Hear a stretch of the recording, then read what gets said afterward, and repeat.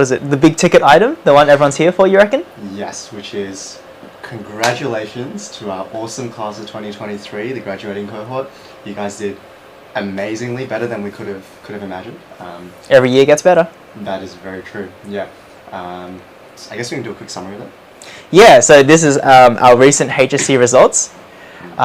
So I guess on the agenda of things that sort of stand out to us, I think first we probably have to, both of us collectively, chemistry and physics leads, have to, how do we say it, bow down and pay our respects to the bio faculty consisting of Jen, who got the high score for state ranks, grand total of two state ranks from our bio students, which is definitely very impressive, very cool. Jen's been doing a lot of good work behind the scenes for the last 3 years. She's been heading all of our bio stuff with her bio classes. I think in the last year and a bit she's also taken on some chemistry things. But, she was a chemistry state ranker herself, but she brings so much value to bio. What's the thing she always says? That she approaches bio as if she were teaching chemistry. Yeah. Right? Yeah. There's like definitely more than one way to teach bio. I think that's the appeal with Jen. I think a lot of other bio teachers, there's one way of doing things that they're quite used to. I think Jen's quite open-minded with how to really understand the content, and for us we love that because that's just, it's something different, it's something new, and it puts you in the chance to actually leapfrog the competition in a sense. You can't win by copying what everyone else does, essentially. Alright, I got a message. I think I gotta check the mic's still working. Oh, okay. Oh crap. Oh no, I did the mistake of muting myself, Anto. Oh no. So, thanks to Michael for letting us know. Hopefully that's sorted. And yeah, I think one of the things that, it's not a regret, it kind of sucks that when we talk about our results, like on the face value, it's always, like, obviously congratulations to our state rankers, so Darshnik and Darren, who did amazing. You also got a chemistry state rank. Well done. Well done, One Anthony. chemistry state rank. Yeah, yes. for the chemistry state rank. No physics state ranks this year. But some very exceptional results. Exactly. A lot of people on the cusp. Yeah, no, that was another big thing. So obviously we love celebrating the successes of the top achievers, but I think one thing that all of that can never encapsulate is the fact that we have so many students and all of them do really well. And like scoring a mid to a high band 6 is also an incredibly impressive achievement. Yeah. And then we also have students from, say, schools where the moderation from the school is a bit weaker. So there's scaling between different subjects and then moderation between different schools to level the playing field. And where the moderation from the schools might have been a bit weaker, but the actual results were still super strong. And so maybe they didn't even quite get a band 6, they were on the cusp of a band 6, but they still performed really impressively. And like, I really want to say congratulations to them too. We're just as proud of you, even though it's a bit harder to like sort of sell that, put that on the website. Yeah, and you can always think about yourselves as sort of, you're sort of the underdog in that sense, right? Like, we've definitely seen a few of our students, and I think it's awesome. It's very motivating that we're reaching students from different schools now, where like we can see, like, we've taught Roost kids for a while. We sort of have an idea of like how much work it takes to get someone to a certain level, and we have a hypothesis. We're like, oh, we could totally raise other students up to the same level, right? We just need to help them out a bit more, provide a bit more support. But if we just really like, make our teaching explanation solid, if we make the course really high quality, then anyone can get to that level. But we have to sort of prove it ourselves, and things like Wayne was talking about, how we do see a tangible effect where students from these other schools do lose out on the scaling in terms of their school mark. It actually makes it harder for them to get the same result, but that's what makes it fun, to almost try and compensate for that and really push into that high standard. Exactly. Essentially. Yeah. Sorry that I'm still coughing, by the way. I'm still recovering from my sickness. Life moves. But yeah, Anto would probably not say this, so I'll have to say it on behalf of him. But the Ryde Secondary College class that you had, the Wednesday 6:30 p.m. class with this cohort, that was so strong. They did so well, and we literally had the Ducks of Ryde Secondary College, followed by first, second, third, fourth. Missed out on second, I think, but it was first, third, fourth, and fifth in chemistry. Oh, there you go. So we almost swept like the whole podium, I guess. Shout out to those Ryde students; they've done amazing. And like, I love that. Obviously, we love teaching Roost kids. Like that's our home. That's where we come from. But I love that we're expanding out to more demographics now. And like the Ryde cohort, I think for physics this year, our Kings cohort Those Four Kings boys were also really strong. Similar story to the ride story, I think, including shout out to Stephen Wan, who did very well, and I was close, a couple marks off in that state rank. And currently we're working with, again, more Kings students and also our Normanhurst class. Couple of Normo kiddos. Yeah, so our current Year 12 class, the 2024 kids graduating next year, Gerald's taking the Normanhurst class. Gerald's a Sydney Boys alum. We got a class of like 10 Normanhurst kids, and they're all incredibly strong, incredibly impressive. We always use, I don't know if I should say this, but within the physics faculty, we use the RUS students as the sort of benchmark by which to gauge all of the other students. And so when we're discussing in our meetings about how well all of our other students are doing, we sort of discuss it in terms of them. And these guys are keeping up perfectly. We've got Yunji from Ponds. I have to shout her out as well. She got a state rank for investigating science, which she's doing accelerated at school, and she's also one of our incredibly strong physics students in Year 12 at the moment, we love that. Yeah, absolutely. Like, I'm seeing it as well with the Kings kids on the chemistry side, where with the right support, with the right friends, getting the marks that I guess we've been used to having with RUS kids is not out of the ordinary. And it's good confirmation that it is possible, because once again, we have a hypothesis, but like, it's really great to see the results show that this is possible. What is your hypothesis, Ando? Hypothesis? Oh, just the fact that, yeah, like... To put you on the spot. That it is possible to really assist the vast majority of students up to a band 6. And I think for a lot of my students, a lot of them pushed into the band 6, which was awesome. Some of them who just missed out, like, I think what's important is, you know, when I have that chat with them, sometimes they're a little bit disappointed with that, sometimes they feel a little bit bad about that, but I remind them that, like, I look at what their chemistry was at the end of the year, I look at their result, which is often still like a high 80 in a sense, and there is substantial improvement and progress made over time, you know, as they've been learning with us. And it's just a matter of time. Like, all of these students with enough time, with enough support, they would have reached the band 6 standard. It's just the time actually flies by quite quickly in Year 11 and Year 12, and you have all these other subjects to juggle in a sense.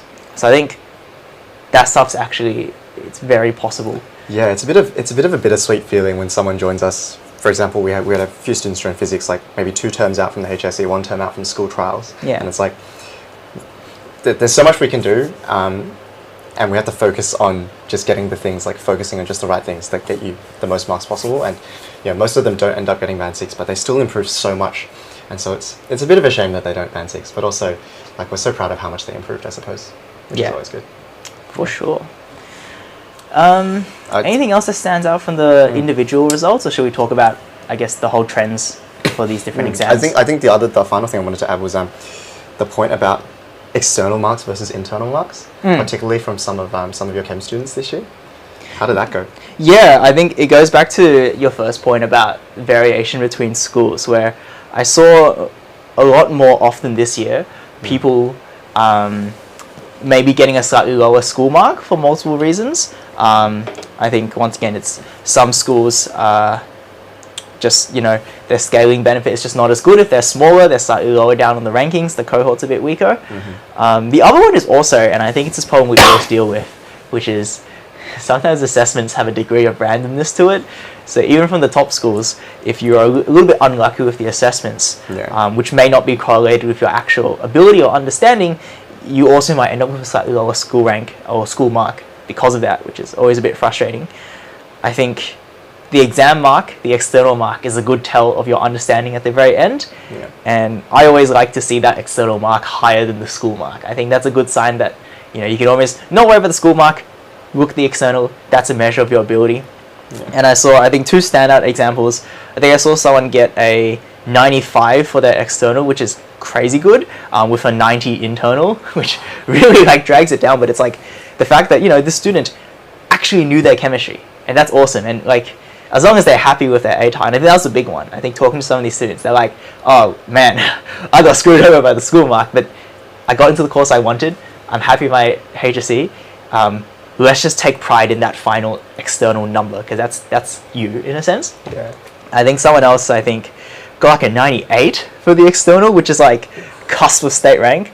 I don't remember the school mark, but it was a lot lower. Let's say like 95 or something like that.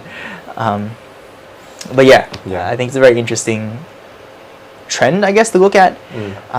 Maybe it's even an insight for us to maybe think about how we can raise that school mark a bit higher, but it's so much out of our control, I guess, at that point. Yeah, obviously we do our best, but it is difficult. And sometimes also, like, even your external mark can also be, sometimes our students have a bad day on HSE. Oh yeah, for sure. And that roughs it up as well. But I do like that like to add to your overall hypothesis, which is, yes, everyone can do well. And not only that, I think one thing that we found at Atlas on is that it's not just that, yeah, everyone can do well, but everyone can do well while during the process of learning, actually focusing on learning the science rather than focusing on getting the marks necessarily. Right? Like, I think that's the kicker that really separates what we do here, maybe compared with elsewhere, that we think everyone can do really well, but the entire time actually focus on learning the science. I think our students benefit from that, and it also gives them hope, right? Like, it gives them the enjoyment of the science throughout as well. And even talking to some of our students who are thinking of going into the STEM subjects, engineering, science, whatever, in uni next year, or even if they're doing like a medicine undergrad plus postgrad and their undergrad's like science, like how passionate they're talking about, you know, continuing to learn on their science journey and stuff. It's very inspiring. That'll definitely really help them for the later years. Exactly. Yeah. That's the transferable skills from high school, right? Yeah. If there's one disappointment that I would express about, I guess, on the chemistry side in terms of how things panned out, I think I did get that feeling when first looking at the exam this year, and I think the results do reflect that I think it would have been nicer if the exam was a bit more challenging. I think I know, talking to some of my students straight after as well, they also wished they had more of a chance to really show off the level of understanding we got to for chemistry. I guess my view is the numbers we got now are almost like sort of I was gonna say the worst case, but that sounds a bit too extreme, you know. It's just, I feel like, you know, if you live in the land of what ifs, you always think about like, could have really really smashed it this year. 100%. But it ebbs and flows, right? Because the story last year was, your chem story for this year was exactly the physics story for last year. And then this year with physics, we've had a bit more of a challenging, more differentiating exam, which has probably done the students who understand things a bit better. Which leads us to our trends. So UAC, the University Admission Centre, so NESA is who gives you your HSC marks, just for anyone who's unaware, and then UAC, the universities, they scale those HSC marks in order to come up with your aggregate mark, which is then what they use to determine your ATAR. And every year they release the scaling report, which is how they convert those HSC marks to your scaled marks. And I think the preliminary one's been released, which is what we're using our data from. Yep, that's right. And there's some good data to talk about here. It's very interesting, isn't it? What have we got? You want to jump in? Sure. So I think one thing that I looked at, so just to give people some more context about the scaling. So unfortunately, not all of the data is made available. I think a big black hole of information is raw marks. It's very hard for us to find out anything at all about raw marks for how students did. The only way is really if the student buys the exam mark, exam paper back. And again, to explain that for anyone who's unaware, it's your raw mark is what you actually scored in the exam, which then somehow magically gets turned into your HSC mark, which is what you get emailed and is the published mark.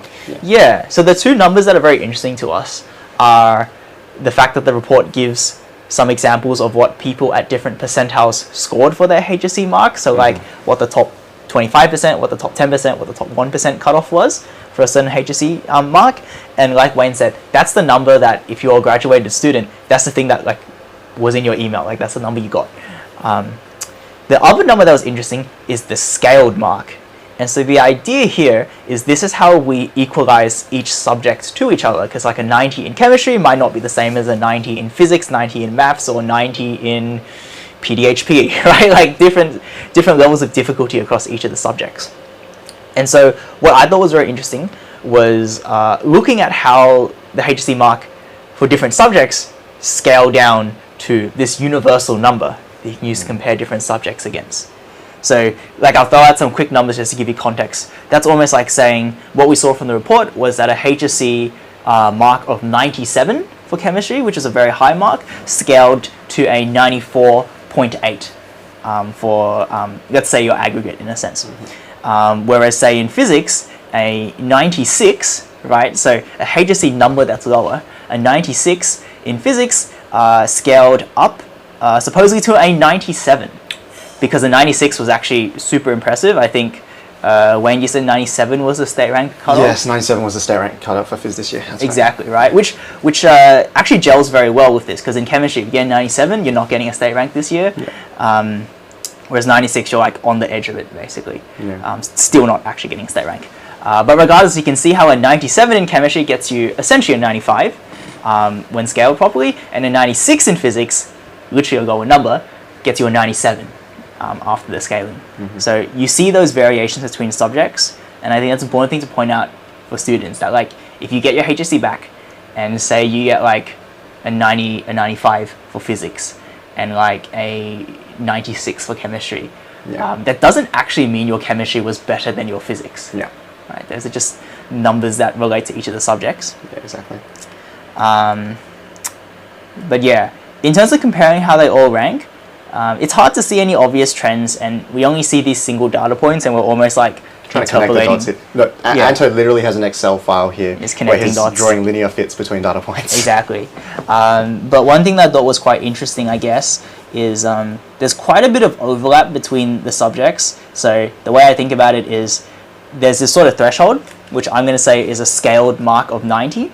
To get a scaled mark of 90 across the sciences, for chemistry you needed about a 93. In physics you needed a bit less. So let's say like a sort of the high end of 92 if we, like they don't report decimal places for you guys, but it's like if we're just interpolating at where the line crosses over. So a high 92 for physics, and for bio it's the other end, right? You'd have to do a little bit better. So you'd need like a somewhere between 93 and 94 to get a 90. But all the sciences are somewhat close in that area. So let's say somewhere between 92 and 94 for all of the sciences scales you to a 90 for your final mark.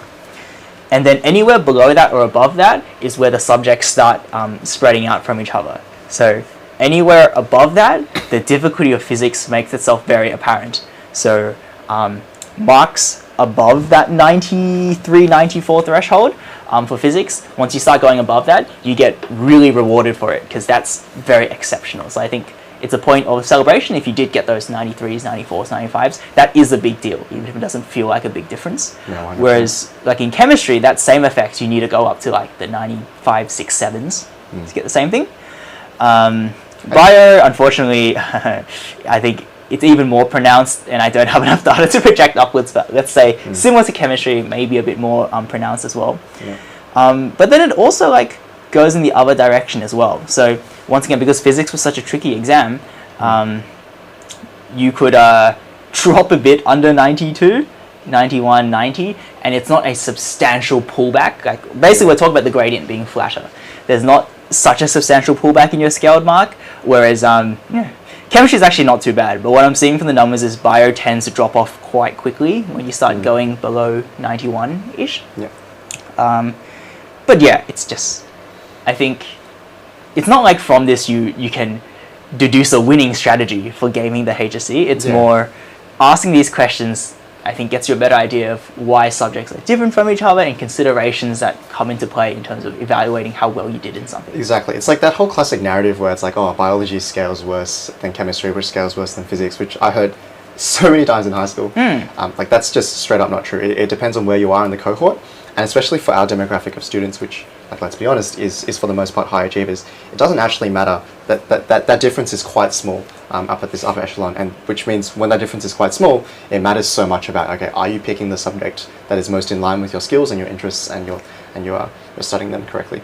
And in fact, like even talking about different subjects and how they scale between years, I think we have some data here about some conclusions on scaling this year compared to last year. Yep, that's right, go for it. So this is, again, it's where it's quite interesting, because for the median of the cohort, as in if you're someone who's the median of New South Wales, then chemistry and biology scaled a bit worse this year, whereas physics stayed roughly constant, but closer to the 90th and 99th percentiles, which is, again, where most of our students are. Chemistry scaled a bit worse than last year, biology scaled slightly better than last year, and physics scaled significantly better than last year, which was going to be our assumption anyway, but I think it's good that the data actually shows that. And yes, like last year, chemistry scaled the best for a 99th percentile student followed by physics, followed by biology. And then this year it's been swapped around. So physics is scaled better than chemistry this year for a 99th percentile student. Yeah, which is repeating, like, it's reinforcing the narrative that, like, it's not like we want a super impossible exam, but a level of challenge is beneficial to our students. It often ultimately results in better outcomes for that same percentile student, right? So the outcome there is saying, if you are the top 1% of a student in a certain year, in the years where the exams are harder, even though your mark is lower, the scaling still ends up being better. Exactly right. We say this to our students all the time. If you're a student who really knows your stuff, which is most of our students, then you want a hard exam so you can actually show off your skills. And that's what we do in our Atlas exams, of course. You don't want the average mark in your Atlas exams to be full marks. It's not a good differentiating exam. Yeah. Another just related point about HSC results more broadly that I thought I'd bring up. It's a big picture thing. We're not going to claim that we have a hypothesis. I mean, we can claim we have a hypothesis, but we're not going to claim we have any extra insight into this. But what was very interesting was, in terms of the state ranking distribution across schools, chemistry had the vast majority represented by selective schools, right? With a handful of private schools, where physics was flipped around. So when I had a quick look at it, we had 14 state ranks in physics, so it goes up to top 10, but there's some overlaps for people who tie. Of those 14, only 4 were from government schools, and so that's 10 from private schools, which is quite disproportionate. It's quite interesting. Yeah, I don't know if there's any conclusions we can draw from that, but yeah, exactly. Like, it's interesting indeed. Like, you can make up your own hypothesis, like, in multiple ways. You could, like, say, maybe private schools did better. You could say government schools did worse. You could, I don't know, say something about demographics. So you can't really tell, but it's an interesting insight, I guess, that a lot of these schools are getting very strong results. Yeah, I mean, I think the other thing is, with state ranks is it's so individual student and individual teacher dependent as well. Yeah. So like if a strong school loses, say, a really strong teacher, and so they've lost a few strong students, then that might be their state ranks going, right? So it's probably too many factors for us to look into. Yeah. The only other thing I'm going to flag in terms of what I found interesting about this year's results is if you look at the numbers of enrollments, the enrollments of people into chemistry started at the low 10,000s from the HSC subject, and it dropped to the high 9,000s by the end of the year. And I think the people who sat the HSC, it was in the high 9,000s. Yeah. And the reason why that's an important threshold is that's the cutoff for a subject to go from 10 state ranks to 20 state ranks. Not on the other way around. For when they... Oh, yeah. And that's sort of the problem that physics is in. Physics has always maintained its enrollment numbers at the sort of 9,000s-ish. Yeah, around 8,000 this year. Even lower, less, yeah. So they sort of fell out of it a few years ago and went down to 10 state ranks. Chemistry has been 20 state ranks for a while because we've been over 10,000. I don't know how they evaluate it anymore this year if you have 10,000 enroll, but less than 10,000 actually sit the HSC. But we're on a threshold, so we might see Chem go down to 10 state ranks only in the future, which is...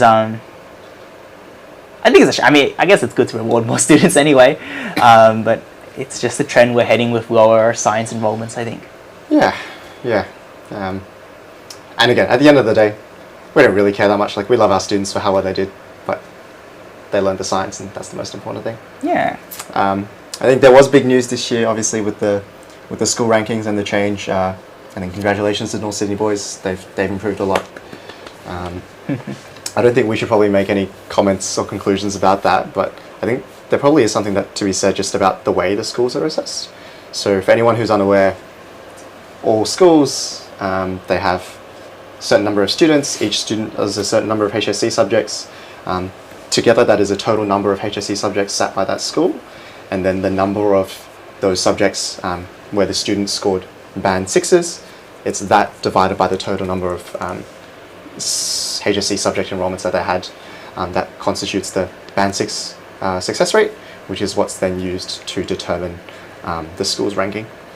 And I'm sure like even just explaining that, there's already flaws with that system, where it's like, okay, so if you've got a very small school, that's above the threshold. So I think there's some minimum threshold. If you're above that, then you could have a very high band 6 percentage with just a very small number of students who are bespoke to you. Right. So it's not the perfect system. Yeah, and I think an important point to also, I guess, begin with early on. I tried to search it up again just to confirm. I think it looks right. I'm not 100% sure, but feel free to correct me if I'm wrong. This ranking is done by a newspaper. This ranking is not done by NESO. Oh. I didn't even know that. Like, isn't this school ranking just like the Sydney Morning Herald and other places just accumulating data? Oh, there You know, like NESA gives out the state ranks, and NESA wants to celebrate the state ranks. But school rankings and stuff, when it comes to like, I think NAPLAN was pushed into the government doing it. But I believe the school rankings themselves are literally just external people just coming up with their ideas for things. Another example where we see this is university rankings themselves. They're mostly done by random organizations as well. Who come up with their own metrics that are very arbitrary. Exactly. And so I think one thing to point out is if we take a broader look at these things, I think it's important to question why people would want to do these rankings. Like, why would a newspaper care about these school results? What's the incentive for them? And the incentive is engagement, interest, clicks, you know, a lot of discussion about it. And the question is, and as Wayne was alluding to when he talks about the flaws of these metrics, you have to ask yourself, is having a ranking system ultimately productive to a better education system?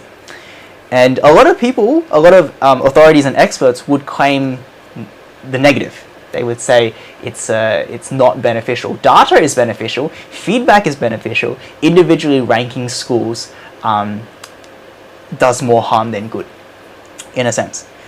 And so you could use it as a crude metric. I think it's good to see how well we're doing, how different schools are doing.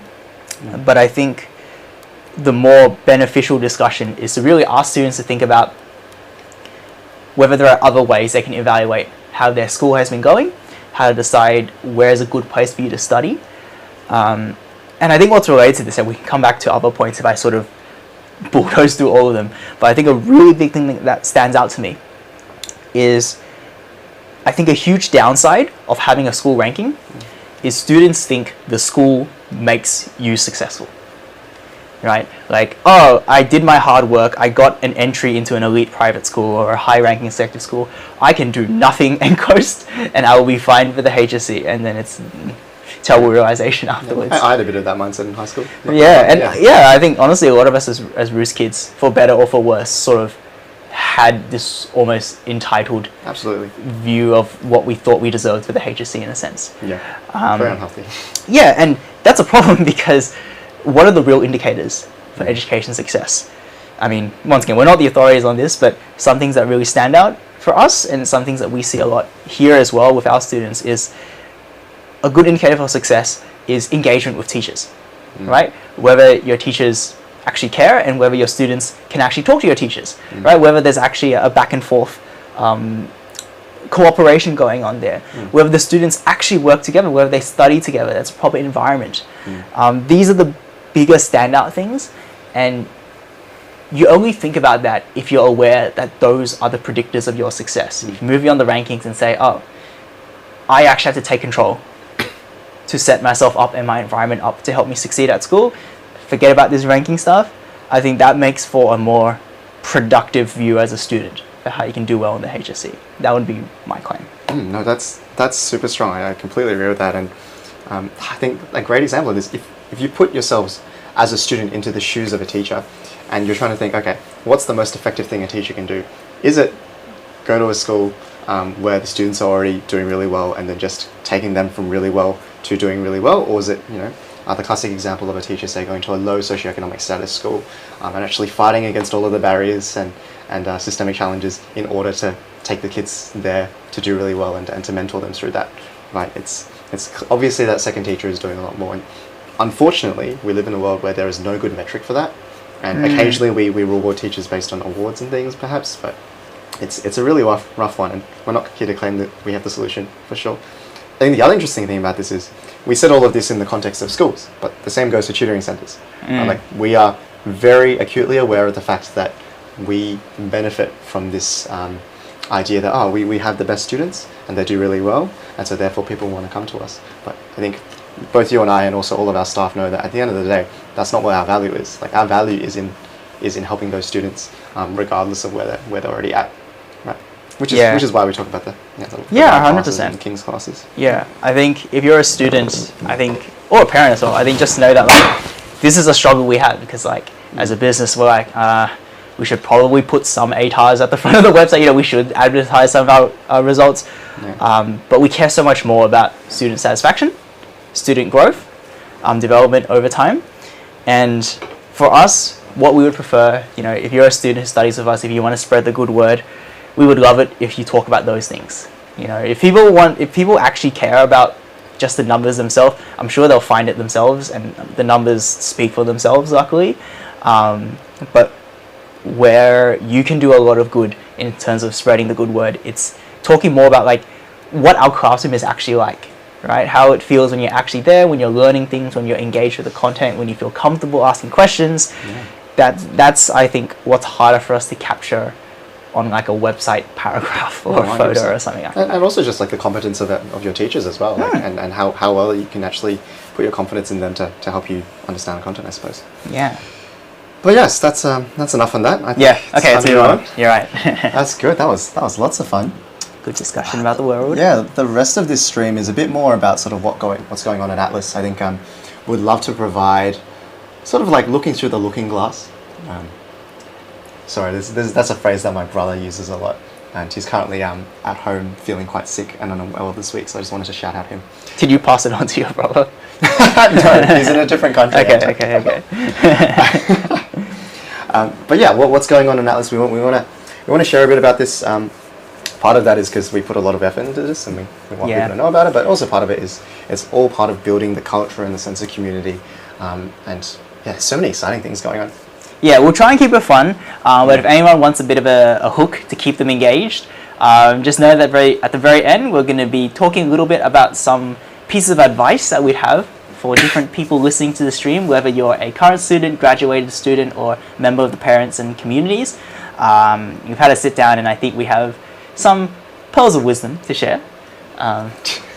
Naturally formed, maybe not informed by much research, but naturally formed pearls that we'll share. So hopefully that'll keep people hanging on till the end. Yeah. But let's launch right away into Atlas updates. Yeah, so lots going on this term, or this year really. It's been a long year.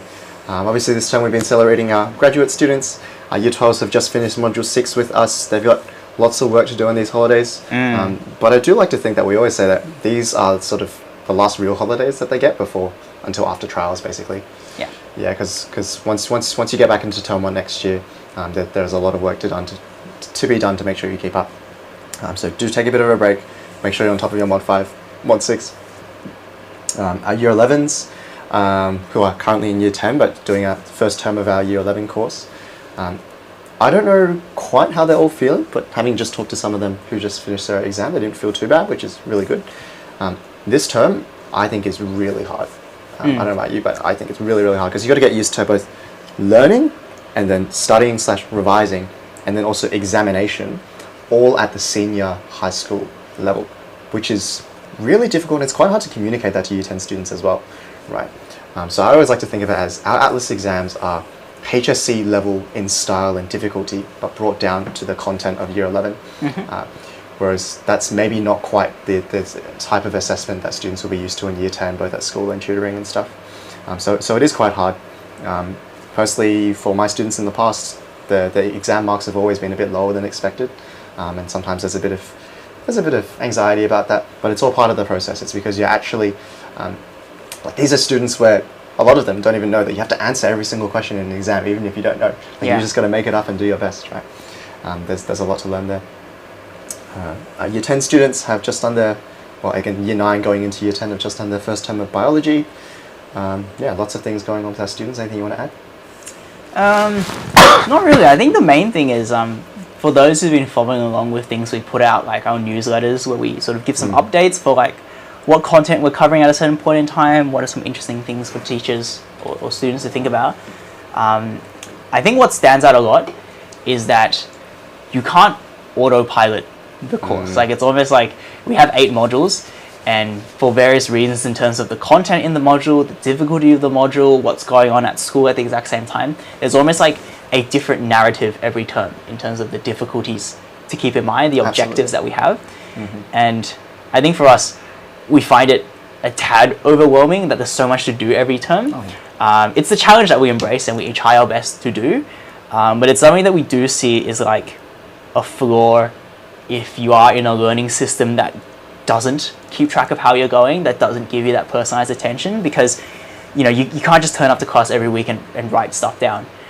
For us, we can even see like if there's a key narrative that is told, say in blocks of 2 to 3 weeks, you miss one of those, there's immediately repercussions. Like there's no chance to, let's say, not to throw anyone under the bus directly, but there's no chance to, let's say, take 2 or 3 weeks off to focus on school a little bit more and then come back to like Atlas properly and like actually focus again. That doesn't really work, which is tough. We need to support our students do that. But I think it's something that I hope people can see is a bit apparent from how we talk about how we think about each topic essentially. Yeah, look, it's if we were designing a perfect learning environment in a vacuum, we wouldn't do it like that, right? But I think it's the unfortunate reality that there is HSC, there is 2 years that are really full on where it just gets more and more intense with students at school, and it is a skill you got to work on, so don't shy away from it, do embrace it. I absolutely agree with that. Yeah. Other things going on at the centre, we do a lot of work behind the scenes, so I think we had our staff meeting with our staff this week actually, Tuesday. Yeah. That was lots of fun. That's where we had the introduction of our new centre mascot, Heidi. That is the most awkward pat on the head I've ever seen. New teddy bear for the centre. Anyone who needs a hug from a teddy bear can enjoy that. Oh, so it's just a stress ball. You know what? That's basically what a teddy bear is. Yeah. Fair enough. Our staff meetings are a chance for obviously our staff to have some fun together. Which is what we like. That's what we share on the socials and stuff. But there is the other side to them, which is we very much have a close to democratic sort of discussion amongst our staff, all about sort of how we can improve the centre. It's about getting the feedback as we grow. It's about getting feedback from students through our different teachers and different staff across different domains, all coming together, discussing to make sure that we can make the right decisions going forward. That's the place where we've made decisions such as our changes to Q&A and tutorials and stuff this term as well. Other things, tomorrow night is our marking day. So for exam marking, we bring all of our staff together in their faculties, come together and do at least some marking together where we can discuss, make sure we're marking on the same page. There's always a bit of training to go with new staff as well on how to mark. We're very passionate about the fact that our teachers mark their own students' homework, and that is a big selling point. It's a unique thing that we do because it's so important for feedback for the students as well, and that's all part of that as well. But yeah, beyond that, oh my god, I think we need a bit of a break. So centre takes a break, there's a bit of a break. You and I will get shipped off to Olympiad Summer School, as we are every year. Chemistry and Earth Science Olympiad Summer Schools for January, before we rock back up for holiday courses for the incoming Year 11 students, as well as Term 1 starting on the 5th of February, Monday 5th of February, I think, for a 10-week term. No rest for the wicked. Absolutely not, no rest for the wicked at all. But yeah, other things that have been new at the centre, we've had a big change recently with our product. Obviously our core to our class and our resources are always the same, but those of you who have been here in the past know that we did tutorials for a long time. There were sort of online 30-minute supplementary tutorials where we did like homework questions or extension things like that. I don't know, how did you always find the tutorials, Anto? How did you find them? Yeah, the tutorials, they were always quite tricky in the sense that for both teacher and student, because of, once again, how little time we all have, having an extra point of contact that's sort of later at night, that's online, becomes exhausting at times, I think. There's a lot of work in a sense. And it's one of those things where, if anything, if there's any lesson that I want to take out of this for life, I guess, in the bigger picture, it's that there are lots of things you can do that are beneficial, but just because they're beneficial doesn't mean they're worth doing, because there are many things that are beneficial that are worth doing. Like, you have to think about what's the most effective use of your time. Opportunity costs for economic students. Yeah, and the problem is, it's not like the tutorials were not useful, because we were covering quite high level content for the kids who were there and engaging with it. They were getting quite high quality feedback. It's just, there are other things we could do that benefit the students. And yeah, so I think as Wayne's about to say, we're trying something different, moving away from the tutorials. Yeah, so this term what we've done instead is we've had Q&A sessions. So one thing that we're wary of is we do want to open the amount of time at which students can have access to their teachers, because, well, having been students ourselves, we appreciate that being able to ask a question and get an instant answer straight away is always much more helpful to your learning than needing to wait. Excuse me. So we've had on our Discord server 5 nights a week, half-hour blocks where there's just a staff member, chemistry and physics, and also sometimes biology with Jen as well, available on voice chat to just answer questions straight away. We've had a pretty good response with that. I think there's definitely been some students who have been able to make the most of that and really utilize it as part of their study time. Yeah, those of you students who are watching this, hopefully you all are aware that Q&A is a thing. I think we've harped on about it enough in our classes. I think a key point is like, it benefits more people in a sense that like, there are people who engage with the Q&A and get additional benefit because they're literally asking their questions, they're getting them answered.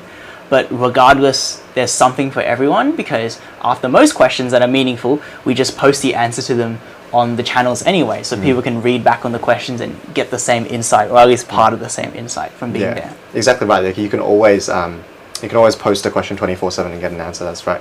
And also, yeah, if you're thinking about rocking up to Q&A but you're like unsure about coming to it, you're welcome to just rock up there and just sit there in silence to listen to anyone else who's asking any questions, benefit from that. And yeah, the other thing is, all of our staff amongst our faculty work quite closely together, so you shouldn't feel uncomfortable with anyone or anything like that. Yeah. Another thing we've done this term is the more formalization of this concept of after hours, which has sort of had some decent to mixed success. Yeah, I'd love to hear how after hours has gone for you. I think you've had a few good experiences with that this term. Yeah, just to give the brief for what it's about. Essentially, what we've told students is at the end of our classes, for the half an hour after the formal class time ends, we're going to have the teachers essentially just hang out and be available for questions, for discussion, for extra feedback, for running through homework questions, basically whatever the student wants. And the premise behind that is the idea to sort of create the right environment to create good conversations. Because I think with our 2-hour classes, the problem with just having that core block is it's very rigid. Students are coming in for one thing. They're often got other things on their plate as well. They're just coming in and they're leaving straight away. And it's a shame because it's almost like after you get a good amount of work done, there's 2 hours of productivity. There's a chance to almost debrief and sort of ask other questions and sort of just sit in the moment and make sure we actually absorb the content properly. But a lot of students sort of just dart off in a sense. Yeah, and that's fine. It's like it takes so much effort to get yourself into that zone, and then you just gotta leave it. Yeah, exactly. And I think it's something we want to prove that you can accomplish a lot by just being in the right environment and sort of vibing with it. Because for some students, they might think like, oh, class is done, I should just run off. But if we can hold you back once or twice and we can have a good conversation going and talk about, what things you're working on, whether you're trying to build better habits with your study, whether there's a particular assessment that you've got on your radar that you want to chat about and get some advice for, whatever it is that's on your mind, if you do stay back and if you do initiate that conversation, you get a lot of value out of it, and I think it gives more reasoning to sort of keep hanging back, essentially. Exactly. So that's what after hours actually is. In terms of the success behind it, I think I see a lot of potential behind it. So it's one of those things where I can tell it's very, let's say, it's both teacher and student dependent, because there are times in the term when students don't have any time to spare, right? You got exams coming up, you really want to just head off and do your own study. And for teachers, there are times when we just don't have the energy for it either. Sometimes after class, we want to keep talking to the students and making sure they're getting the right support and they're keeping up. And other times, we kind of want to be done for the day, that's it. If I've taught motors, like, we're done. Yeah, exactly, right? Like, I want to go home and debrief as well. Yeah. But when the stars align, I think there can be very good discussions. I talked before about some of the topics that can come up, whether it's school, habits, personal development, exams, whatever. And the times where students have stayed back and chatted to me about that, I've really enjoyed the conversation. And I think the things we've talked about, I know can definitely benefit more students. And I just want to encourage people to just be there, They say with a lot of things in life that, have a random chance of succeeding. The only thing you can do is to put yourself in the right place at the right time to maximize your chance of actually, achieving that thing. There's really nothing more you can do. But if you don't put yourself in the right moment, you have no chance. So if you never stay back and if you never have a conversation, then you have no chance of making a step forward in terms of personal development. Yeah. But if you're there then the opportunity becomes possible. Yeah, if you go out there and you listen to the talks from successful people, like so many of them say, yeah, some of the biggest light bulb moments or the biggest trajectory changes I've had in my life have come from those really like relatively small interactions with someone quite valuable as a mentor in your life, whether that's like a school teacher or someone else. And we just want to provide another chance for that. Yeah. Exactly. Speaking a little bit to where I'm hoping to go with Atlas after hours, I think we're doing a lot of reading and research in the background where I think there are a lot of ideas in terms of suggestions we can offer to students, habits that they can work on, strategies that they can use for school. And so a lot of that reading and research is trying to write that all down and try to all systemize it because, it takes a veteran in the field for like a student to come up and say, I have this problem, and then to immediately have the answer, right? You always need to have a collection of hundreds of examples to draw from, which we're not at yet. I'm happy to admit that. But we're working on it. We're building this database so that hopefully when students do come to us with more problems, we actually have something to draw from to give them a bit more evidence-based ideas when it comes to mentoring or personal development, essentially. Absolutely, yeah. Cool. On the small things going on around the centre, there's always small updates and changes. I think this year we've really upped our physics practice and demonstrations game in terms of the number of. There's just small things that we've just added to the classroom, but it's so much better to be able to see something in practice, like being able to see all of the components of an electric motor generator. It's always going to be a bit better than just talking about it from a diagram, right? Things like our hoodie, our tote bag, which is what I popped out before to grab. So I know most of the students have seen the hoodie, and a lot of our students actually wear their hoodie to the centre, which is really beautiful. Designed from one of our graduating students who has decided to remain anonymous, but designed that back, which is very beautiful. Has some nice affirmations on it as well. And then we also have the tote bag, which I think less people have seen. This is probably going to be a prize for more competitions and stuff in the future, but it says I think we have chemistry, which I think that was Jeff's idea, it's very cute. Yeah. Righto. Yeah, it feels a bit more real when you have Atlas items merch, I guess. Yeah. Another big thing we've done this year is the Atlas Census, the first annual one. So this one's, I won't lie, it's completely inspired by the Vlogbrothers Nerdfighteria community online, which is the online community that surrounds the Vlogbrothers, which is, I don't think, not everyone's probably heard of them in that context, but everyone's probably heard of Hank Green and John Green, right? So John Green, the author.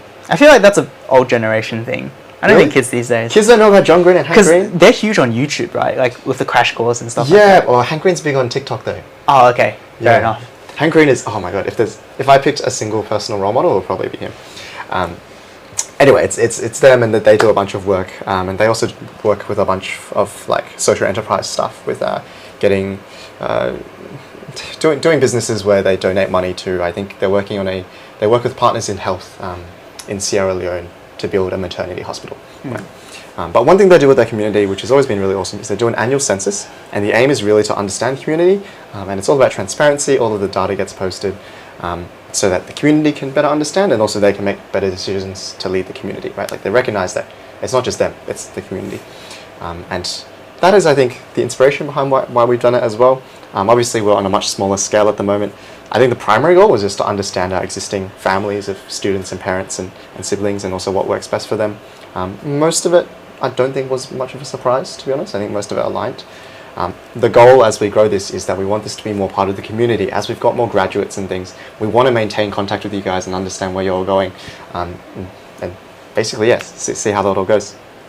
I think some interesting things. Maybe one is sort of tooting our own horn, which is there was a question which was, before coming to Atlas and after coming to Atlas, how do you feel about all of these statements? The statement about, I learn a lot at science tutoring, saw by far the biggest jump, which is always good to see.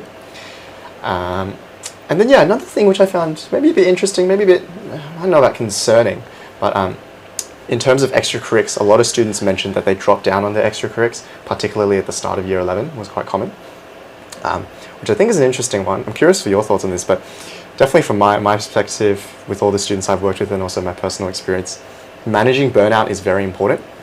Making sure that you are working at a level with study and extracurrics that you can maintain sustainably throughout the 2 years is very important. but you also got to make sure that you're still doing things. And sometimes actually having those extracurriculars contributes towards that sustainability, preventing you from burnout by giving you something that you're passionate about that you can work on that's not just study, right? And like I will point out that every year, the best students that we see at Atlas and also in our own lives, they are for the most part ones who still stay engaged with their extracurriculars and co-curriculars even during their year 11, year 12 years. And even this year, like our examples of Darshanik, who's, do you get 0.95? Anyway, state ranked Chem, Bio, and Maths Advanced. Like, must have for this result. Surely, yeah. But yeah, school captain. Not only that, but he also worked in the community for Blacktown as a youth ambassador. I think Angie also did plenty of stuff for debating and maths stuff as well. We've got some other school captains, cadets. As well. Yes, sorry, yeah, Sydney cadets, awesome, right? And they're the ones who do really well. Yeah. I think a trend is, even if people drop off on things, they at least find one thing that they can put their energy behind. Yeah. I think it's probably important to, I guess, get the order of operations the right way around. And I guess what I mean by that is you don't think, oh, the end product is doing a lot of extracurriculars, so I'm just going to do a bunch of extracurriculars and not think about what I contribute to them or what they contribute to me.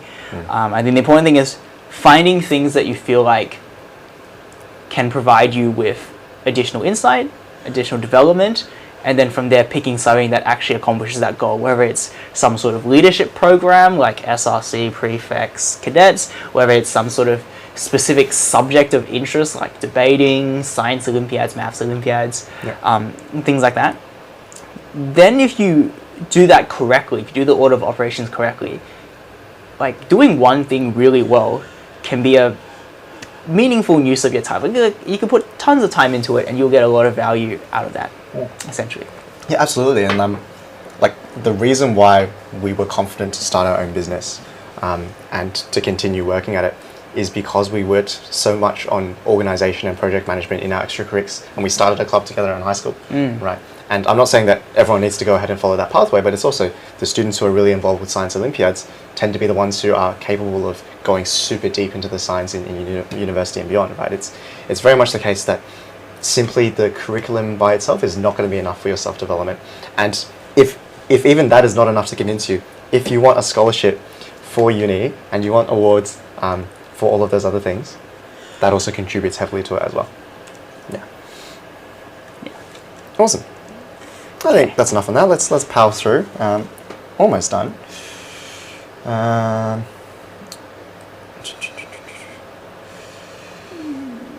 Bit of reflection on this year and how we've gone with our growth and our staff. Yeah, so the team gets bigger every year. Big change this year. I think we went from around 8 staff this time last year to now 18 staff with all of our grad hires.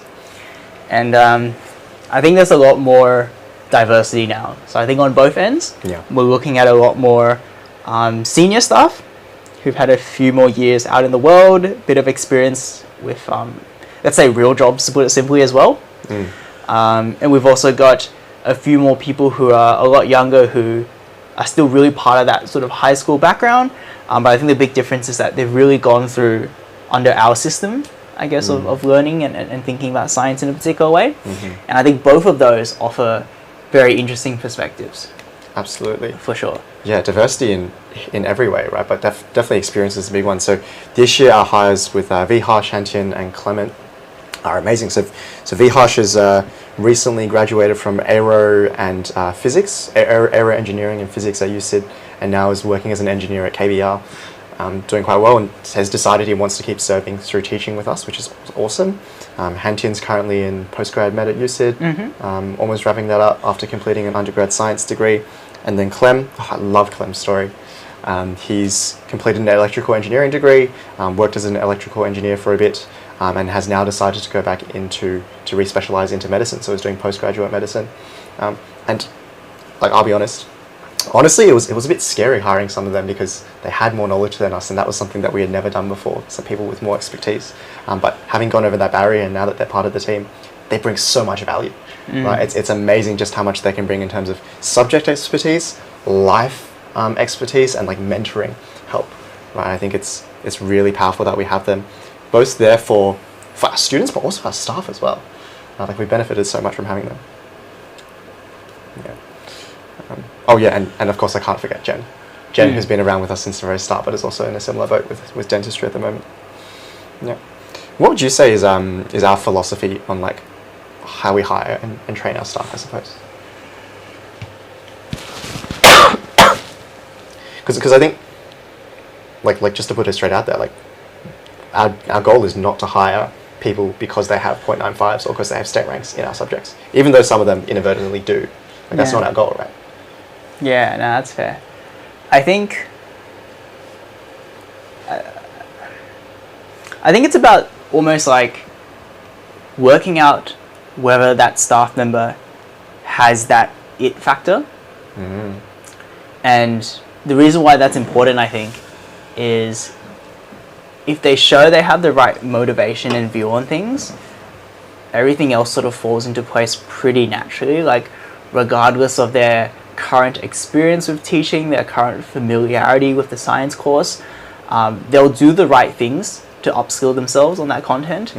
Or more importantly, it'll be easier for us to help them do that upskilling, because they'll be a lot more receptive to our discussions, sort of debate about the sciences and stuff like that. And I think for each staff member it's different. I don't think there's like a silver bullet. There's not like a singular interview question that you can ask that almost proves this. But I think for all of these staff members, when we've interviewed them, there was a moment where it sort of clicked. And that could be even, some examples could be asking them about what they actually think about when they're in the classroom, and they can really show how insightful they are in terms of their awareness of how the student is thinking, how they want to lead the student through the content. Sometimes it's when we ask them about the bigger picture and their vision in terms of what they think the purpose of teaching is, what it's meant to accomplish in terms of how it supports the students and prepares them for the future.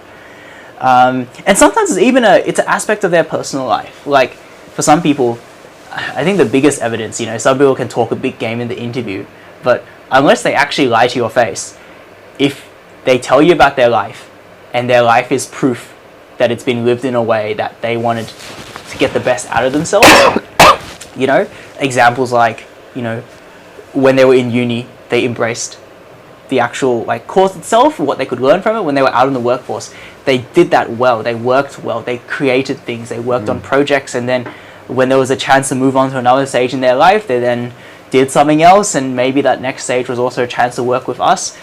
It almost makes sense. I think sometimes when we look at some candidates who we've passed on, as an example, in terms of working with us, we look at their resume, we look at their background, and it's not that we're judging them for what they've done or haven't done, but it's more like we can't imagine why they would even want to work with us, because we're too different in terms of they're not going to want to be here in terms of really putting yourselves out there to try and bridge the gap between us and the students, to deal with the frustrating parts where sometimes students really need support in a certain area, or some students are just really not motivated with something. We know if the teacher's gonna lose their shit and just get annoyed, it doesn't make sense. So I think that's a big thing that stands out for me in terms of my philosophy. No, that's really good. That's such a good point. And can I just say, it's been so much fun to be able to do this and actually to find the right people that we actually trust are going to do well by our students. Because it's sort of like we're handing our students over. It's like they're our babies. We're handing them over to our new staff, and so we've got to trust our staff with it.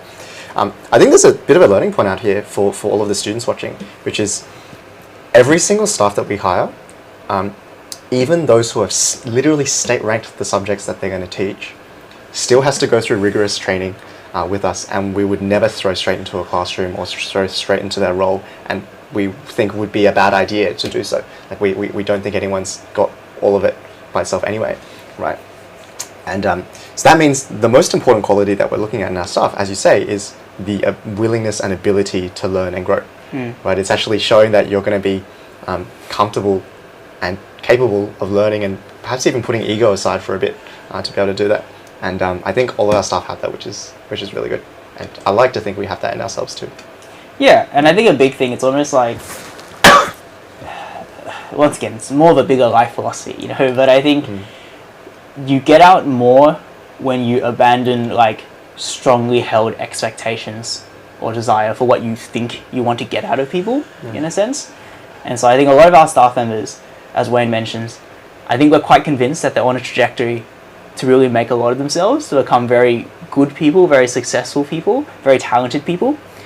Honestly, for some of them, they're probably not going to get there in time. Like, they're not going to become magical in a year or two. And that might even be that might even mean that, like, where they reach their peak, they won't be around with us. They won't really be an Atlas teacher. But we're still going to develop them as much as possible, and we want Atlas to be the best place for them to get better, even if we never, like, see the fruits of that labor, in a sense. Because, I mean, like I said, when you proceed with low expectations or no expectations on that front, you still get the best outcome, in my opinion. You make the best environment for them. But I think it's also just, like, it's much more fulfilling. Like, you can't, I think a lot of, and I think Wayne and I talk about this a lot as well, I think a lot of our short-term frustrations and impatience, sometimes we have to, like, take a step back from that and just, you know, be cool with the fact that, like, no one's gonna have everything all together after one chat with us, or, like, for a certain lesson. And we shouldn't even expect that. It's just, if the teachers do right and they put in the right work, it's still going to be the best experience that, like, our students are going to get. And it's going to surpass everything else that exists out there. And I think we're just there to support them as much as possible. Yeah, absolutely. And I'm so proud that we have that transparency as well, because it really links to the point, which is another point that I think we think about, which is, I want it to be such that every single one of our students feels comfortable and can gain something from talking with every single one of our staff members. Right? It's like, we had alumni night back when we were students at Roos. I want that, but all of our staff are the useful alumni that our students can gain experience from. And I really think that we have that with the staff that we've hired. Certainly, especially so with the like, and for different reasons, like the experienced staff. The older fellas in particular. But then also the younger grad ones, because they can empathize with the experience that they're going through currently.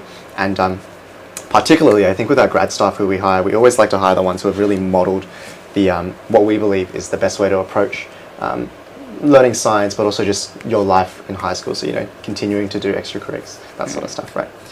But yeah, a few other quick updates. We've obviously, as we're growing, we need to make sure that the finances of the company are in good order. And as much as I have tried my best to upskill in accounting, I think it's probably a bit better. A good thing that this year we've brought on Michael Lee, who we've done podcast episodes with. He's a hedge fund manager at Antipodes Partners, and he's joined to be our head of finance and been doing that basically all of this year. Is that accurate a term? Hedge fund manager? Because I think his actual title is investment analyst. Oh, okay. No, I think the problem is hedge fund manager. I think that sounds like the big dog. That's like the very scary title. I mean, I think it's a compliment, but I think it's the. Let's go with that. Like, sure. Man's handling a lot of money at his workplace. That's for sure. The problem is when you say that, you assume they're making like millions a year. Oh, yeah. Okay, that's definitely not. Michael's down to earth, which is why we value. Yeah, he's a cool guy. Cool guy. Alice, who is our teacher, going through her Masters of Teaching at the moment. She's halfway through her degree. This year she was doing her placement at Miller Technology High School out in, is it Cadworth? West-ish, Southwest. And she's been doing good work with us, and we really hope that we can keep her on board. Alice, if you're watching, please stay. Once she's gone off in her exploits as a teacher. You're starting your Masters of Teaching next year. Isn't that exciting? Yeah. Probably. It's hard to process because it takes so long for university paperwork to get sorted. So I can't even apply for my university degree. Oh, jeez. So I'm almost the same as these kids who've just graduated and haven't even accepted uni offers and stuff. Oh my gosh. But if all goes well, as Wayne says, yes, I will hopefully be doing my training up as a teacher. And hopefully you can get some value out of the degree. Yes, and I hope it will be an enlightening experience rather than a frustrating one. Yeah, I hope so for your sake. Damon's doing well. He's progressing through his engineering comp sci degree. Mel's our operations manager. She heads a lot of our day-to-day. She's been upskilling a lot, which is awesome. We've always got Kabir and Gerald, some of our lovely grads too. Yeah. I will comment, a very quick comment on Kabir and Gerald is that I think it's a testament to how much goes on in this organization and how much upskilling happens when it's like, we were so caught off guard when we were thinking at the end of this year that like it's only been 1 year in terms of how long these guys have worked here. Because like we've done so much with them, like the sheer amount of classes, teaching practice, reflections, stuff like that. And everything's like marketing and sales. Yeah, exactly. It's a good reminder that I think humans are very impatient in the short term. You feel like, oh, the whole week has gone by and I haven't accomplished anything. But we're very bad at estimating how much you can get done in a whole year. or multiple years. I think that's a very positive sign. I'm very happy with how they're going, basically. That's a good point. Thank you for bringing that up. Yeah, I am very proud of Kabir and Joel and what they've accomplished in not even a year, mate. It's been 10 months. 10 months, yeah. 10 months since we've hired them. Exactly. Yeah. And of course, we've got our 5 new grad staff hires. I think we'll announce them officially soon, but that's Nan Wu, Alana Huang, Judy Chen, Angie Wang, and Raymond Zheng. Some of our lovely grads joining our Phys, Chem, and Operations teams. And hopefully a 6th hire. Yeah, fingers crossed. Pending whether or not he goes to Harvard or not, which if he does will also be awesome anyway. Yeah, it's been a lot of fun. I think we've learned a lot this year about how to build a team, right? In terms of management and just leadership, that maybe I feel like it happened sooner than we were maybe expecting. I don't know. Having to build the team. Yeah, because it happened so fast this year. Yeah, for sure. Yeah, but some things I've learned is it's always, as you were saying before, it's like it only makes sense for us to hire them if their goals can align with what we can get them to do here. I think, like, as a servant leader, our job is to make it so that our staff are working on projects and doing things, upskilling in things that align with the goals that they want to do outside, right? which I think we've done a pretty good job of. What do you reckon? Yeah, I think the big one is, you just always have to lead by example.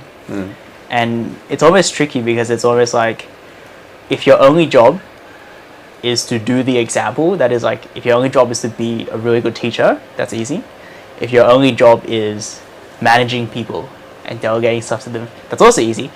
Doing both, which is sort of at the transition that we're at, is quite tricky. Because, you know, it's the whole analogy of spinning plates, right? Like, you slack off on one thing and then you cannot be the best teacher possible, which means you can't even provide the best example of a teacher to your peers, your colleagues. Whereas, you know, you slack off on the management front and then the teachers aren't being told as clearly what needs to be done or what the expectations are. Yeah. So it really is a balancing act for you and I think. And we've worked a lot on that this year, and it's also just balancing workload entirely is always a bit of a challenge, but we're doing our best. I think we're doing pretty well. And actually, kind of on that note, I think there is something to be said just about reflecting on 3 full years together now. Like, a lot of what we've done, we upskilled so much in things that we maybe didn't expect to be upskilling in. Right? I think in building a business, we've had to be, as you like to say, generalists rather than specialists. Like, there's so many things about running the business, whether that's management stuff, tech stuff. Like, I've been doing sales calls a lot this year. That's been quite an interesting experience for an introvert like me. Fun experiment, exactly. Yeah, I think the fact that we've had that openness has served us well, and I'd love to say that any students, sometimes students ask us, I don't know about you, but sometimes they ask me about, like, how to open a tutoring center. And we love talking about that. And one of the big things is just opening anything, founding anything. You just got to be a bit of a generalist. You got to be open to learning skills. Yeah. The example that comes to mind in the short term for me for that, it's funny because, like, it's in jest. It was a joke between me and another student, but it was very funny. But it was them remarking, they're like, how could you only, like, just teach all day? Like, surely that's super easy. Why don't you write more stuff for us? And I'm just like, dude, there is so much other stuff that goes on besides the 2 hours you see me. But it's all in jest. I think that's very funny. I hope it's just in jest. I hope. But it's just very exciting to be building a team of staff that we really can trust, and I know that our students can do very well with building the right culture amongst them as well, which I think we've done a good job of, and making sure that they're protected and that they're actually compensated fairly for what they do. All of that stuff. For our graduate students who are at the workshop where we talked about how not to be exploited in your first job, I like to think that we live by that as well here. Yeah, I've already gotten follow-up questions from students basically saying, like, oh yeah, I just started my first job. They asked me to do this thing. It sounds like what you warned us about. And I'm like, yeah, that's the thing. Yeah, I got forwarded screenshots of contracts that employment contracts that they wanted these 17-year-old minors just graduating high school to fill in, and they did not look up to code. But we'll skip along that. Yeah. Last thing for the day. Messages? Quick talk about goals for next year as well. Oh right, goals. Sure. Yeah. I think it's a bit hard to narrow down on our specific goals because it's the same thing, which is just training up, building our team of expertise, having more people around, doing more mentoring. I think for me, the way I would classify all the goals under one umbrella is harvesting the fruits of our labor. Damn, okay, he said it. Because I think there are a lot of things we've done this year that we felt like haven't paid off yet, for various reasons. Some of them just take a while. Like training is a huge thing. A lot of the writing and training we have to do. We know the teachers are better. We know there are systems in place. We just haven't had a chance to actually take a step back and see what that looks like. A lot of the reading, writing, researching in the background for creating content. People just getting more familiar with creating marketing stuff, creating social media posts. Like, it's all, the first time it's done is slow and weird, and everyone's still working it out. But very excited to see how, I think, hopefully becomes a lot more of a smooth ship next year, where it's almost like we don't have to change anything. It's more the things we're doing, we're just going to get faster at doing them, and then they're going to look like much more of this regular occurrence, I think. I think that's my view with teaching, training, marketing, content, all of those things. Mentoring is another great example. Yeah, that's a fair point. Yeah, definitely.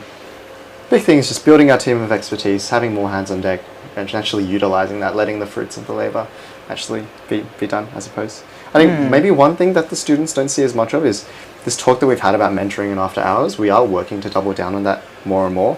Yeah. And it's so many intangibles that we have to do to be able to get that to actually come to fruition, right? So I think you've written here, creating the environment that actually supports that, which is 100% true. I think another thing that we're working on is, it's actually, and it links back to our staff as well, it's actually having all of our team of staff ready and able to be able to provide that mentoring, and having the environment for our students to be comfortable doing that. So, for example, a big thing is with all of our operations grad hires, our grad hires who are going to part of our operations team or admin team, they're not just meant to be there sitting in the background, they're there to also be talking to the students and actually know our students even better. So that now our students, instead of just having the eyes of their own teacher, they have their teacher, the operations person from the day that they're usually coming in on, or the 2 days that they're usually coming in on. And on top of that, our teaching staff within a faculty, now that we actually have a faculty, we can actually work closely together there, discuss how we can help students of concern or whatever as well in those environments. So it's like we've just got more and more systems and more of the right people in place to be able to do all of this, which is at the end of the day going to mean that our students get more of the personalized attention and help that they need to be able to do well. Which I'm excited by. For sure.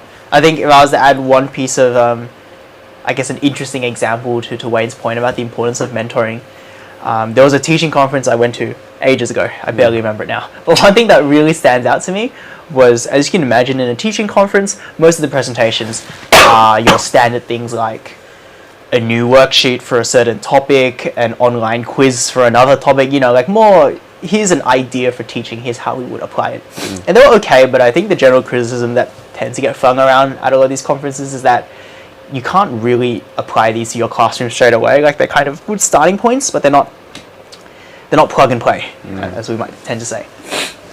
But one talk that actually got really good traction and a lot of positive feedback from a lot of the teachers was actually just a teacher who took like ideas from a self-help book and then just gave ideas about how you can talk to kids about them, like things about personal discipline, about setting the right habits and stuff. Like, he talked about some examples of that, and the teachers were like, they were eating it all up. They were saying, this feels so much more useful than just like, oh, here's another worksheet, something random, in terms of how they can actually connect with their kids. And they were all like, what are more examples? Where can we find more resources on this? They're asking for textbooks. There's no textbook on this. This is live/reading books, podcasts, learning about the lives of people who've been successful before us. So I thought it was quite an interesting example, and it was quite encouraging to see how, I think, where people might not consider the role of personal development in terms of how it helps a child in their education, these teachers just exposed a little bit of it, saw potential there, saw value there, and I definitely want to bring that back and sort of capture that. Yeah, that's so true. And the few times that we've done that, we try to do it as much as we can, but we're still working on it. But the few times that we've done that, and the few students where that's really clicked, I think I remember having a conversation the other day with one of the U12s a couple months ago, and what he was saying was that, when I first came here for the first few lessons in year 11, I was so confused as to why you guys kept talking about all of this stuff and talking about active recall, talking about planning your study, and actually thinking about your motivations and how to learn, why to learn, and all these things that we talk about. He was like, oh, why don't we just get into the science? Like, I'm just here to learn science, right? Like, why don't we just jump into it? And then he mentioned that, yeah, after a few terms and now after a year, I fully appreciate that stuff is so important. That's the stuff that gets you to learn your science properly and to do well. And he's one of our best students as a result of that. And it's just, I'm so glad that we managed to get at least some of that, and I want more of that with our students. 100%. Yeah. But yeah, let's wrap it up. We promised a message to students and a message to the community. Yeah, thanks everyone who's stuck around for this, who's still listening in. It's very much appreciated. If you do have any questions, feel free to drop them in. We'll try and answer them if we can. But this, as well as an update, is once again, like most things we do, our attempt to try and provide as much value to our community. But yeah, as Wayne says, some thoughts or advice that we've been thinking about for people at different stages in their life. I want to give one sort of piece of advice for our graduated students, recently graduated, the ones who are out exploring the world now. I've got one idea for our current students who are still studying with us, and I got sort of more of a bigger message as well for everyone else listening in who we're going to say the PNC, the parents in the community, who you yourself might not be in school, but you might know someone who's currently going through high school, and you might, it might be in your interest in terms of you want to help the people you know succeed as best as possible in high school. So 3 pieces of advice, or 3 ideas, I guess. First one for grad students. Context being they're currently looking at their uni preferences. Career choices, even like, I guess you don't call them extracurriculars anymore, but let's say hobbies, like things they'd like to do in their spare time as well. I've gotten a few questions about this already from students in terms of, what uni do I pick? Which degree is better than the other one, right? And I think the big thing that I want to recommend to students to think about is that you have to acknowledge that your view of the world right now is built up from preconceived notions that are from pure random chance. You had ideas that your parents might have told you, you had ideas that your teachers and your friends at school might have told you, but your view of the world is not like this authentic researched view, because I think most students never sat down to do that research, right? Unless you're in the minority and you actually try to learn more about the world, you probably don't know that much about these different degrees, what the job even looks like in a sense. Like, that's not on your radar. Yeah, and that's not your fault. Like, that's just where you are in terms of where you have the knowledge, and it's your responsibility to build on that and do the research, right? Exactly. And I think like deciding your uni pathway or your degree, if this is your current level of understanding, it's the same as doing an exam without studying for it, right? Like, where are the principles, where are the formulas and the concepts that you're drawing from? So I know it's not the conventional stuff. You can't go to tutoring to work out how to pick the right uni, but ask around. I've already gotten questions from students, and I've really appreciated the questions, and I definitely want to share some of those answers in the future with more people as well. So ask us, ask your peers, ask people, ask the internet. But if you think, oh, maybe money is important to me, go search it up. See what other people say about money. See what other people say about how you should think about money, where it factors in other things in life, right? Maybe you care about flexibility. Maybe you want to work from home. Maybe you want to work overseas. Let's do some reading, find out what those people's lives are like. You have to just do your research, I would say. That's my big piece of advice for the grad students. Yeah. It is really rough that we have 17 and 18-year-olds making big decisions that impact a big chunk of their lives, and they haven't been given the tools. So yeah. I think just for this one moment, don't trust your instincts. Do a bit of research first, because you might not have seen enough of the world. And if you do pick wrong, don't stress. A lot of people move around afterwards. That's totally fine, as long as you learnt something from your experience. That was my journey with engineering, and picking engineering based on a big scholarship and preconception that I had about what the degree was about, as opposed to actually good research and understanding. Yeah, absolutely. Yeah. Okay, piece of advice for current students. I think one thing I think a lot about is try to help our students have a more of a balanced perspective about how they're going and what's going on with their education, because the tricky thing is a good education challenges you, right? It makes you realize that there are things you didn't understand, there are things you can understand better. And so that makes it challenging, and the problem is, I think for a lot of students, we've always associated challenge with a bad thing. And that's because, the first things we learned how to do was to freaking study for the OC exam, the selective exam, where or the NAP plan, where the expectation is 100%, everything that's not 100% is a failure in some sense. Whereas you have to realize environments where you get those scores of close to 100% are environments that are not challenging you. They're environments where you're not authentically learning. And so, like I said, we want to provide that perspective, and we just have to tell you up front, I can't make it easier for you. I can't make an exam that gives you really high marks, because that's actually not going to train you up. That's not going to be a valuable service to you. And so instead, I just want you to think about where you're at. And I think the term that I've come across this year that I quite like is this idea that you are in a high performance environment. That's what you are, right? Like, you're not elite. That's a bit of a weird term to describe it, right? You're not just intelligent. You don't just know facts. What you are is high performance in the sense that there are high expectations of you. You need to challenge yourself, and that requires you to put out your best, both mentally and physically, right? If you don't sleep, if you're not healthy, that will impact your mental ability. So physically, you need to be up to the challenge as well, while mentally, you also need to be able to, approach every day with fresh energy, with the desire to actually challenge yourself and think about things that might hurt your brain for a moment. It takes everything.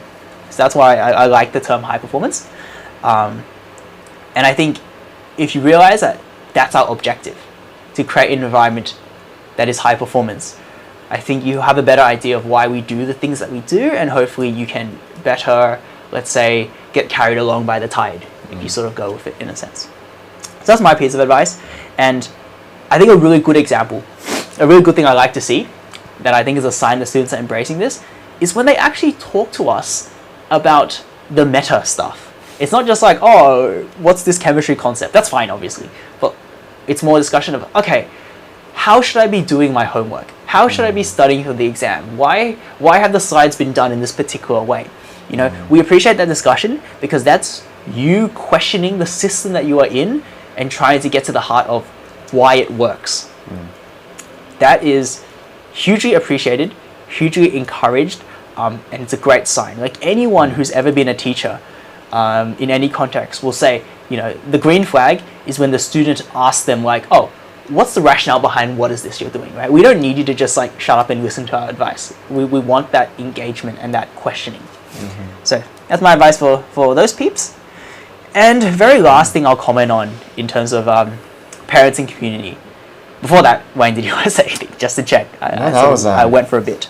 That was awesome. No, I strongly agree with that. And it's also, I think I do want to hammer home the point of just perspective. I think there's mental health struggle is a real thing in these sort of environments, especially in the higher selective school, higher private school community, and sometimes our students face it as well. It is important to remember that there are these challenges, and your value is not linked to how you do in these. But by pushing yourself, you can achieve even more, and you'll become even stronger. And I do really think that for most of our students, these 2 years will probably be the most that they push themselves for probably a big chunk of their lives, unless that they really do go into careers that push them even more, which is quite rare, I would say.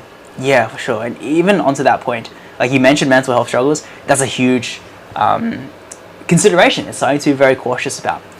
And the way I would phrase this is the carrot on the stick that I'd like to offer to you guys is that there are some very profound insights out there about how to go about learning, how to go about taking care of yourself, how to go about having the right framework and mindset about things that I cannot tell you if you are not ready for it, right?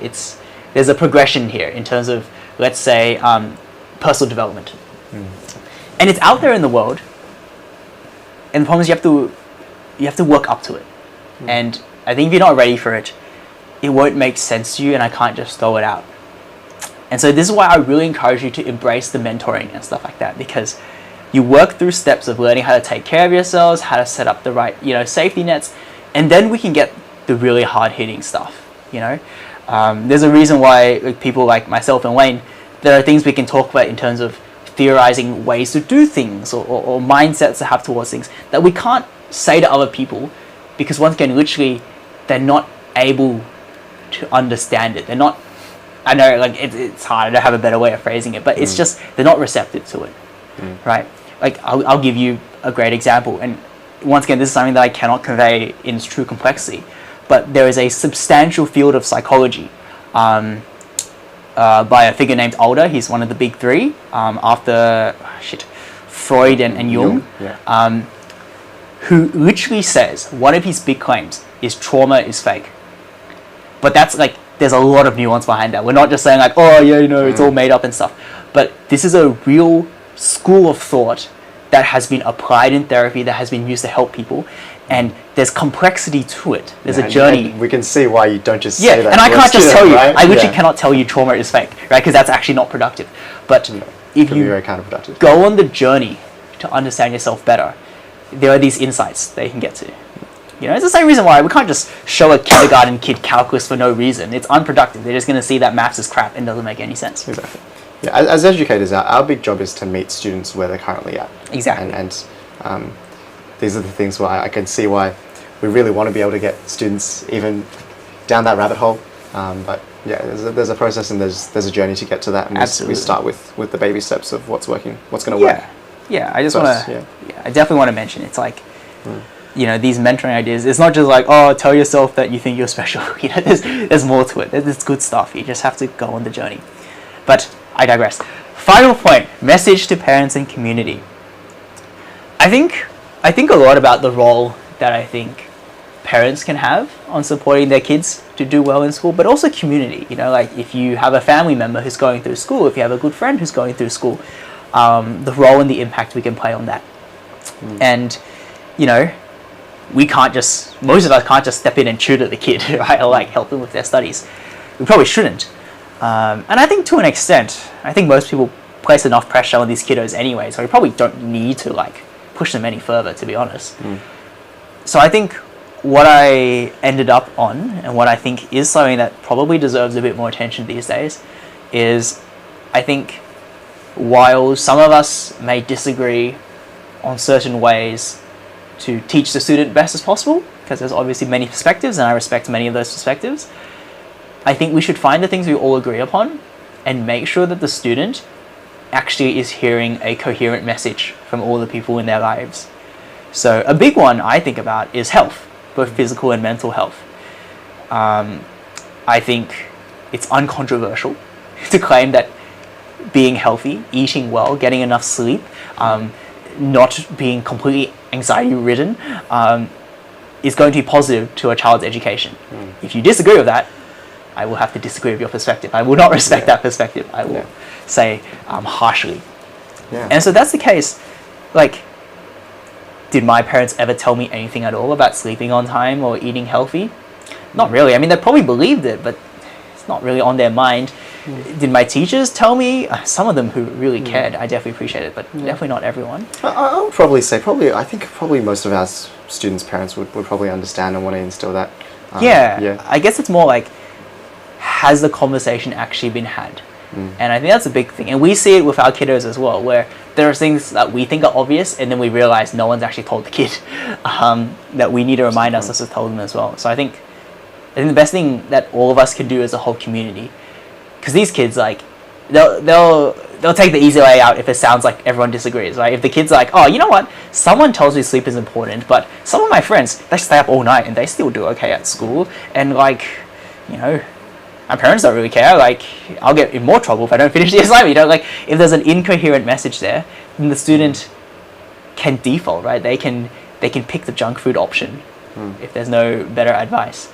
And so for things like that, for their health, for their motivation, I think if we can all play a part in affirming that, no, this is undeniably true. You need to eat healthy, you need to take care of yourself, you need to sleep well. There's no reason to stay up late and just waste time. Absolutely. Hopefully these messages stick a lot more. Yeah. So I think the main thing is just, like, that's a message to our parents and community, but that's also a message to our students, which is when your parents are giving you good advice and taking care of your body, we're here to also say, listen to them. 100%, yeah. I'll give an example, a related note on this as my sort of concluding point. As I do like to hopefully share the things I've seen in my reading, and I hope they're not too detached from the student environment. This one's a weird one, but I'm hoping that it means it sticks in your mind. There was a very interesting study done in terms of, well, in fact, this goes a bit heavy, but a lot of the US soldiers back in the Vietnam War, back in those times, let's say substance abuse to get through the horrors of war was quite a prevalent issue. And so a lot of the health experts in the US were actually concerned about this. In short, they were saying, okay, low-key, everyone's turning a blind eye to all these drugs that these soldiers are taking while on the battlefield to just get on with everyday life. When they come back to society, this is going to be a huge problem. Like, we're going to have this huge addiction problem. The craziest thing happened. A lot of these soldiers who were clearly demonstrating signs of full-blown addiction to, like, you know, your classic illicit drugs and substances and stuff like that, they went back to society. Most of them just quit straight away. It's like the craziest thing. It's almost like you had a smoker and you said, hey, stop smoking, and then they just stopped smoking. It was absurd. And obviously some people evidently did continue the habit and they needed additional help for that. But some people almost just dropped it completely. And the hypothesis that they theorized behind this was the idea that their environment was drastically different. That when you're in wartime and everyone's doing drugs and it's normalized and all that, that's totally fine. But when you go back to society and it's not cool in most circles anymore, you just don't do it. Right. It's like when your whole tribe reinforces a certain perception, it just happens in a sense. And once again, everyone's psychology is different. So some people are more susceptible to addiction than others. But the fact that these highly addictive substances, people could just break the habit of straight away, I think it's astounding. Right. So you're almost saying that the peer pressure is even more powerful than the physiological pressure here. Yeah. So we just got to peer pressure our students into living healthy lives. Awesome. Yeah, I think there's always a reason to promote positive behaviors, even if you think either everyone already believes you or that no one cares. Regardless, I think there's good evidence to show that setting these standards will get the crowd to follow, essentially. Awesome. Well, that was a very long hour and a half. Thank you all for joining us, and also anyone who's watching the recording. Appreciate that immensely. Hope you found this insightful. Anything you want to add? Nothing much besides, obviously, for everyone listening, I think good luck with whatever you're working on and whatever you're going through in your life as well. I think Atlas as an organization extends beyond just tutoring kiddos. It's really about a group of people who want to get the most out of themselves and hope that if we become the best that we can be, we can provide the most value to society. And so teaching is one way that we can do that, but we want to support everyone, I think, who wants to do better by themselves. And if you need people to talk to, if you want to chat, if you want to build a community, we're here, we're open, we're happy to stand by our beliefs. We're not just here to teach science randomly. Cool. I'll second that. Thanks, you, everyone. Good night. Bye, guys.